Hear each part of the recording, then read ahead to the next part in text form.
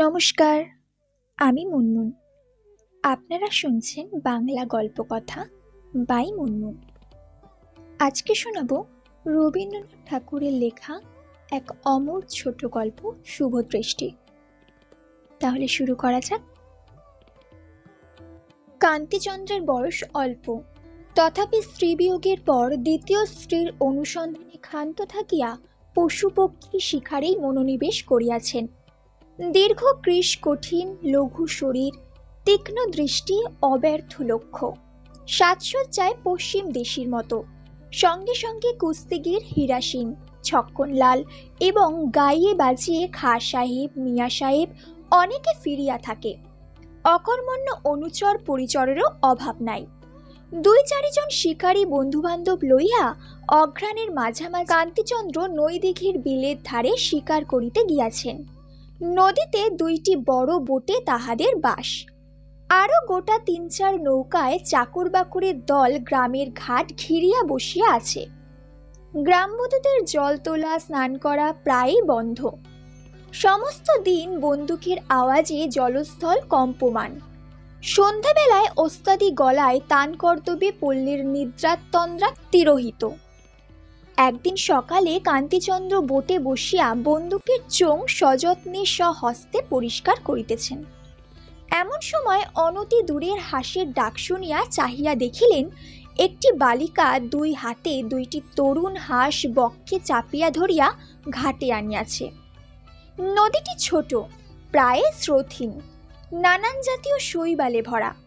বালিকা হাঁস দুইটিকে জলে ছাড়িয়া দিয়া একেবারে আয়ত্তর বাহিরে না যায় এইভাবে ত্রস্ত সতর্ক স্নেহে তাহাদের আগলাইবার চেষ্টা করিতেছে। এইটুকু বোঝা গেল, অন্যদিন সে তাহার হাঁস জলে ছাড়িয়া দিয়া চলিয়া যাইত, কিন্তু সম্প্রতি শিকারীর ভয়ে নিশ্চিন্ত চিত্তে রাখিয়া যাইতে পারিতেছে না। মেয়েটির সৌন্দর্য নিরতিশয় নবীন, যেন বিশ্বকর্মা তাহাকে সদ্য নির্মাণ করিয়া ছাড়িয়া দিয়াছেন। বয়স ঠিক করা কঠিন। শরীরটি বিকশিত, কিন্তু মুখটি এমন কাঁচা যে সংসারে কোথাও যেন তাহাকে লেশ মাত্র স্পর্শ করে নাই। সে যে যৌবনে পা ফেলিয়াছে, এখনো নিজের কাছে সে খবরটি তাহার পৌঁছে নাই। কান্তিচন্দ্র ক্ষণকালের জন্য বন্দুক সাপ করায় ঢিল দিলেন। তাহার চমক লাগিয়া গেল। এমন জায়গায় এমন মুখ দেখিবেন বলিয়া কখনোই আশা করেন নাই। অথচ রাজার অন্তঃপুরের চেয়ে এই জায়গাতেই এই মুখখানি মানাইয়াছিল। সোনার ফুলদানির চেয়ে গাছেই ফুলকে সাজে। সেদিন শরতের শিশিরে এবং প্রভাতের রৌদ্রে নদী তীরের বিকশিত কাশবনটি ঝলমল করিতেছিল। তাহারই মধ্যে সেই সরল নবীন মুখখানি কান্তিচন্দ্রের মুগ্ধ চক্ষে আশ্বিনের আসন্ন আগমনীর একটি আনন্দচ্ছবি আঁকিয়া দিল। মন্দাকিনী তীরে তরুণ পার্বতী কখনো কখনো এমন হংস শিশু বক্ষে লইয়া আসিতেন। কালিদাস সে কথা লিখিতে ভুলিয়াছেন। এমন সময় হঠাৎ মেয়েটি ভীতত্রস্ত হইয়া কাদো কাদো মুখে তাড়াতাড়ি হাঁস দুটিকে বুকে তুলিয়া অব্যক্ত আত্মস্বরে ঘাট ত্যাগ করিয়া চলিল। কান্তিচন্দ্র কারণ বাহিরে আসিয়া দেখিলেন তাহার একটি রসিক পারিষদ কৌতুক করিয়া বালিকাকে ভয় দেখাইবার জন্য হাঁসের দিকে ফাঁকা বন্দুক লক্ষ্য করিতেছে। কান্তিচন্দ্র পশ্চাৎ হইতে বন্দুক কাড়িয়া লইয়া হঠাৎ তাহার গালে সশব্দে প্রকাণ্ড একটি চপেটাঘাত করিলেন। অকস্মাৎ রসভঙ্গ হইয়া লোকটা সেইখানে ধপ করিয়া বসিয়া পড়িল। কান্তি পুনরায় কামরায় আসিয়া বন্দুক সাপ করিতে লাগিলেন। সেই দিন বেলা প্রহর ৩-এর সময় গ্রামপথের ঘনছায়ার মধ্যে দিয়া শিকারীর দল শস্যক্ষেত্রের দিকে চলিয়াছিল। তাহাদের মধ্যে একজন বন্দুকের আওয়াজ করিয়া দিল। কিছু দূরে বাঁশঝাড়ের ওপর হইতে কি একটা পাখি আহত হইয়া ঘুরিতে ঘুরিতে ভিতরের দিকে পড়িয়া গেল। কৌতূহলী কান্তিচন্দ্র পাখির সন্ধানে ঝোপ ঝাড় ভেদ করিয়া ভিতরে গিয়া দেখিলেন একটি সচ্ছল গৃহস্থ ঘর। প্রাঙ্গণে সারি সারি ধানের গোলা। পরিচ্ছন্ন বৃহৎ গোয়াল ঘরের কুলগাছতলায় বসিয়া সকালবেলাকার সেই মেয়েটি একটি আহত ঘুঘু বুকের কাছে তুলিয়া উচ্ছ্বসিত হইয়া কাঁদিতেছে। এবং গামলার জলে অঞ্চল ভিজাইয়া পাখির চঞ্চুপুটের মধ্যে জল নিংড়াইয়া দিতেছে। পোষা বিড়ালটা তাহার কোলের উপর দুই পা তুলিয়া ঊর্ধ্বমুখী ঘুঘুটির প্রতি উৎসুক দৃষ্টিপাত করিতেছে। বালিকা মধ্য মধ্য তাহার নাসিকা প্রবাগে তর্জনী আঘাত করিয়া লুব্ধ জন্তুর অতিরিক্ত আগ্রহ দমন করিয়া দিতেছে। পলির নিস্তব্ধ মধ্যাহ্নে একটি গৃহস্থ প্রাঙ্গণের সচ্ছল শান্তির মধ্যে এই করুণ ছবি এক মুহূর্তেই কান্তিচন্দ্রের হৃদয়ের মধ্যে আঁকা হইয়া গেল। বিরল পল্লব গাছটির ছায়া ও রৌদ্র বালিকার ক্রোড়ের উপর পড়িয়াছে।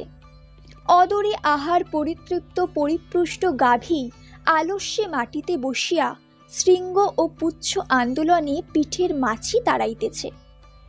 মাঝে মাঝে বাঁশের ঝাড়ে ফিসফিস কথার মতো নূতন উত্তর বাতাসের খসখস শব্দ উঠতেছে।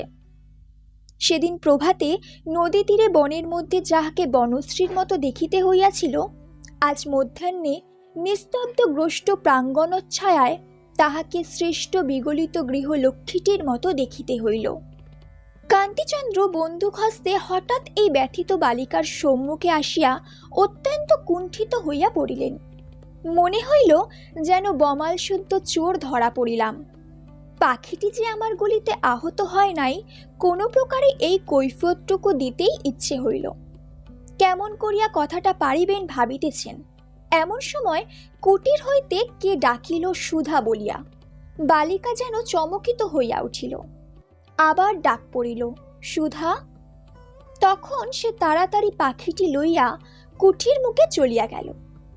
কান্তিচন্দ্র ভাবিলেন, নামটি উপযুক্ত বটে, সুধা। কান্তি তখন দলের লোকের হাতে বন্দুক রাখিয়া সদর পথ দিয়া সেই কুটিরের দ্বারে আসিয়া উপস্থিত হইলেন।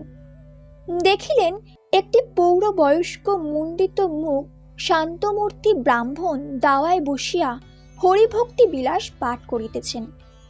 ভক্তিমণ্ডিত তাহার মুখের সুগভীর স্নিগ্ধ প্রশান্ত ভাবের সহিত কান্তিচন্দ্র সেই বালিকার দয়ার্দ্র মুখের সাদৃশ্য অনুভব করিলেন।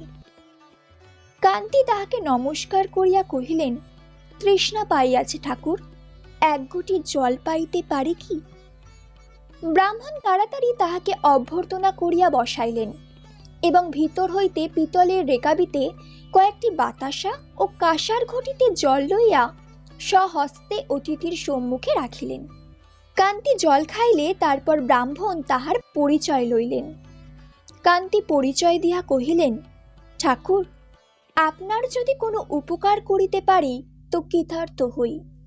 নবীন বাণিজ্য কহিলেন, বাবা, আমার আর কি উপকার করিবে?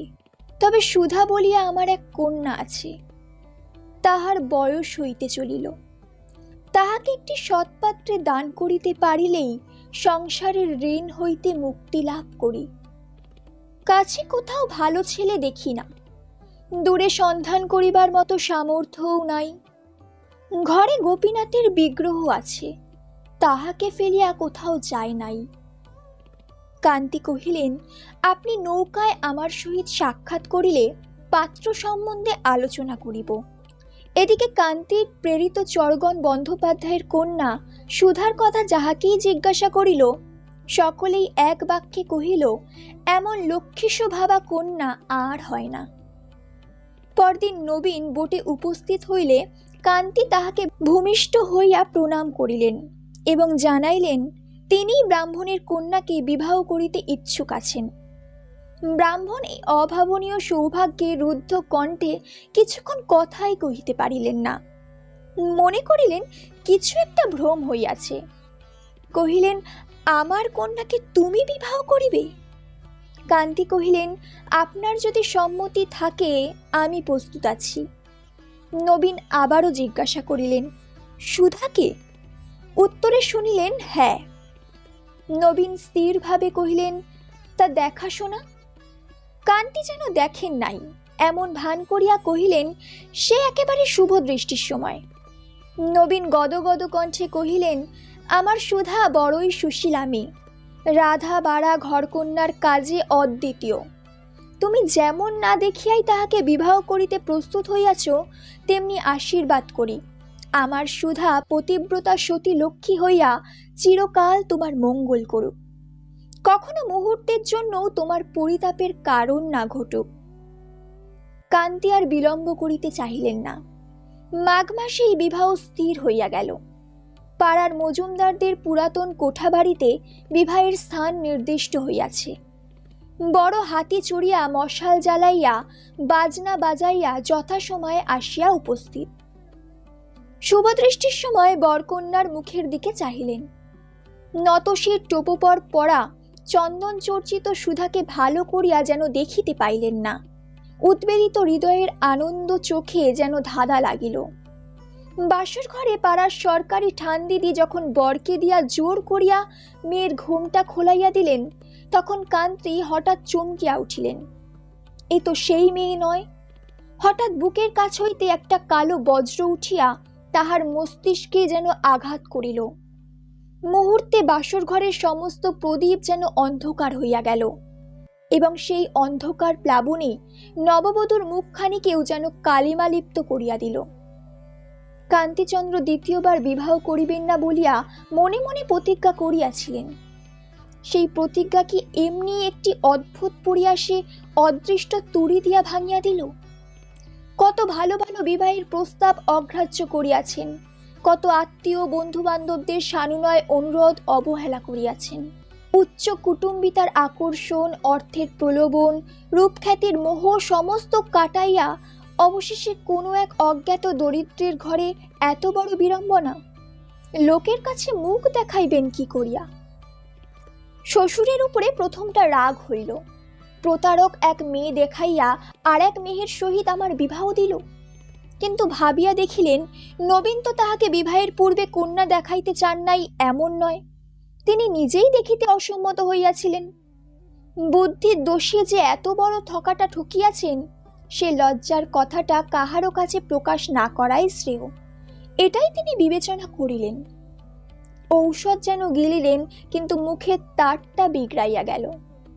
বাসর ঘরের ঠাট্টা আমোদ কিছুই তাহার কাছে রুচিল না। নিজের এবং সর্বসাধারণের প্রতি রাগে তাহার সর্বাঙ্গ জ্বলিতে লাগিল। এমন সময় হঠাৎ তাহার পার্শ্ববর্তিনী বধূ অব্যক্ত ভীত স্বরে চমকিয়া উঠিল। সহসা তাহার কোলের কাছ দিয়া একটা খরগোশের বাচ্চা ছুটিয়া গেল। পরক্ষণেই সেদিনকার সেই মেয়েটি শশক শিশুর অনুসরণ পূর্বক তাহাকে ধরিয়া গালের কাছে রাখিয়া একান্ত স্নেহে আদর করিতে লাগিল। ওই রে পাগলি আসিয়াছে বলিয়া সকলে তাহাকে চলিয়া যাইতে ইঙ্গিত করিল। সে ভ্রুক্ষেপ মাত্র না করিয়া ঠিক বরকন্যার সম্মুখে বসিয়া শিশুর মতো কৌতূহলে কি হইতেছে দেখিতে লাগিল।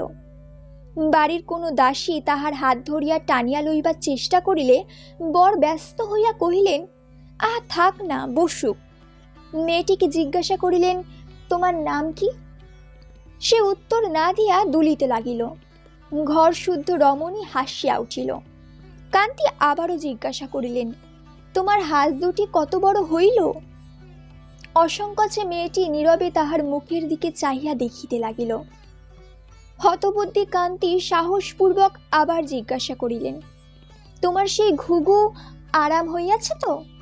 কোনো ফল পাইলেন না। মেয়েরা এমনভাবে হাসিতে লাগিল যেন বর ভারী ঠকিয়াছেন। অবশেষে প্রশ্ন করিয়া খবর পাইলেন মেয়েটি কালা এবং বোবা, পাড়ার যত পশু পক্ষীর প্রিয় সঙ্গিনী। সেদিন সে যে সুধা ডাক শুনিয়া উঠিয়া ঘরে গিয়াছিল, সে তাহার অনুমান মাত্র, তাহার আরও কোনো কারণ ছিল না। কান্তি তখন মনে মনে চমকিয়া উঠিলেন।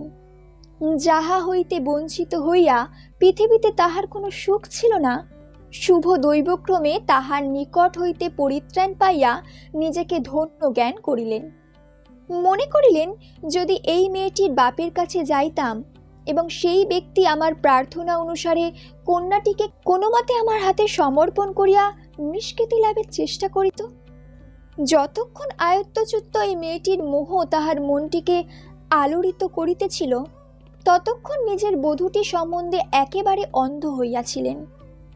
নিকটেই আর কোথাও কিছু সান্ত্বনার কারণ ছিল কিনা তাহা অনুসন্ধান করিয়া দেখিবার প্রবৃত্তিও ছিল না।